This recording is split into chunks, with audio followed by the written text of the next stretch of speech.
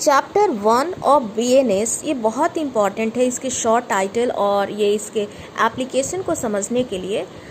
इसमें जो इसका जो सेक्शन 1 का क्लॉज 1 है उसमें है this act may be called the Bharatiya Nyaya Sanhita 2023। ये तो बिल्कुल इजी है। It shall come into force on such date. Official जो सेंट्रल गवर्नमेंट है वो अपने ऑफिशियल गैजेट में इसको नोटिफाई करेगी तब से, और ये डिफरेंट डेट्स हो सकते हैं for different provision of this Sanhita. जैसे हमारा BNS came into force on 1 July 2024 except the provision of sub section 2 of section 106। जो थर्ड है इसमें बात हो रही है intra territorial operation of this of the act, मतलब कि ये पूरे इंडिया पे एप्लीकेबल होगा। Every person shall be liable to punishment for every act or omission contrary to the provisions thereof of which he shall be guilty within India।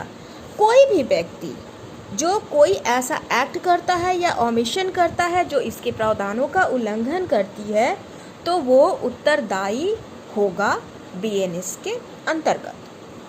उसके बाद आती है बात अब एक्स्ट्रा टेरिटोरियल ऑपरेशन की। एक्स्ट्रा टेरिटोरियल ऑपरेशन का मतलब है कि बियॉन्ड ज्योग्राफिकल बाउंड्री भी अगर कोई क्राइम कमिट करता है और अगर सेम क्राइम वो इंडिया में कमिट करता तो लायबल होता, तो उसने एब्रोड में किया है तो भी लायबल होगा।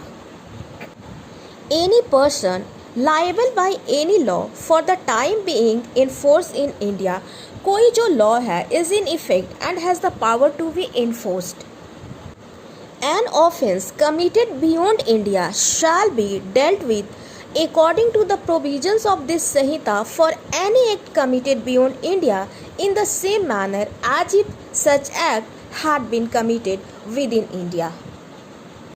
यहाँ देखिए एक्सप्लेनेशन में साफ दिया गया है कि in this section the word offence includes every act committed outside India which if committed in India would be punishable under this Samhita.